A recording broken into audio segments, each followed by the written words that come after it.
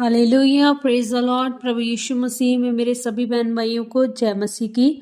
आप सबका स्वागत है आज इस नई वीडियो में।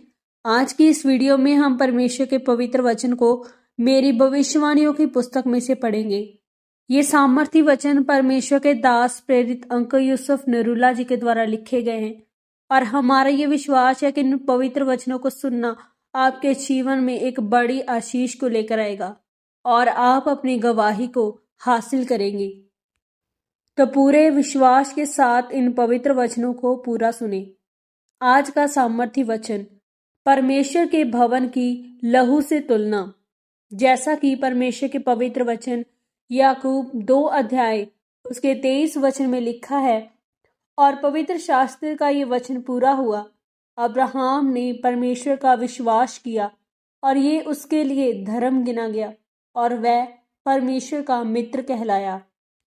मेरे प्रियो, जब भी परमेश्वर ने आपको छुड़ाना हो तो परमेश्वर अपने वचन के साथ आपको जोड़ता है, और जब आप वचन के साथ जुड़ जाते हैं तो परमेश्वर आपसे बात करता है। आपने कभी भी पवित्र बाइबल को एक पुस्तक की तरह नहीं पढ़ना है, बल्कि इस तरह से पढ़ना है कि जैसे आपको परमेश्वर को समझना है और उसके करीब जाना है, और तब परमेश्वर का आत्मा आपसे बात करेगा और आप पर वचनों के गहरे भेदों को प्रकट करेगा। आपसे आपका परम मित्र ही गहरी बातें कर सकता है ना, कि राह में चलने वाला मित्र जो आपको कभी भी राह पर चलते हुए मिलता है। यदि आप उसे 1 सप्ताह के बाद मिल रहे हो तो आपकी मित्रता तो है, लेकिन वह मित्रता नहीं है कि परमेश्वर आपसे गहरी बातें करे या आप पर गहरे भेद प्रकट करे। मेरे प्रियो, परमेश्वर अब्राहम के बारे में कहता है कि मैं जो सदोम और अमूरा को नाश करने पर हूँ, क्या मैं ये बात उससे छिपा रखूं?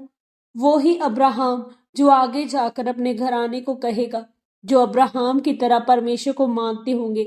लेकिन परमेश्वर अब्राहम को अपना मित्र कहता था, क्योंकि ये संभव है कि अगर आप परमेश्वर के वचनों के साथ जुड़े हुए हैं तो आप परमेश्वर के भवन के साथ प्यार करते होंगे, क्योंकि जो एक आत्मिक व्यक्ति होता है वो परमेश्वर के भवन के प्रति एक अलग प्रेम रखता है। इसी तरह से अब्राहम था जो परमेश्वर से प्रेम करता था, और इसीलिए परमेश्वर ने अब्राहम को अपना मित्र कहा। ऐसे बहुत से लोग हैं जो आत्मिक दिखते हैं लेकिन वह होते नहीं, और ऐसे बहुत से लोग हैं जो सुसमाचार प्रचारक होते हैं, जिनकी सभा में लाखों लोग इकट्ठा होते हैं और वहां लंगड़े भी चलते हैं, लेकिन वह सुसमाचार प्रचारक रविवार को अपना चर्च नहीं लगाते, वह किसी दूसरे पास्टर के चर्च में जाते हैं। आप एक महान प्रभु के दास को भवन के साथ जुड़ा हुआ देखोगे। मेरे प्रियो, एक विश्वासी का परमेश्वर के भवन के साथ जुड़े रहना इतना जरूरी है जितना कि उसके अंदर लहू का होना। और अगर किसी के अंदर लहू की कमी है तो वह जीता तो है, लेकिन मरते मरते जीता है। इसी तरह वह लोग हैं जो परमेश्वर के भवन के साथ जुड़े नहीं हैं। अगर आप परमेश्वर के भवन के साथ जुड़े हुए हैं तो परमेश्वर आपको आशीषित और ऊंचा करेगा। आमीन। पवित्र वचनों के अनुसार अंगीकार। सर्वशक्तिमान परमेश्वर, इस वचन के लिए मैं आपका धन्यवाद करती हूँ। परमेश्वर, मैं अंगीकार करती हूँ, मैं आपकी उपस्थिति में अपना समय व्यतीत करूंगी और आपके भवन से हर परिस्थिति में जुड़ी रहूंगी और आपके वचनों पर चलूंगी। प्रभु यीशु मसीह के पवित्र और सामर्थी नाम में हम मांगते हैं।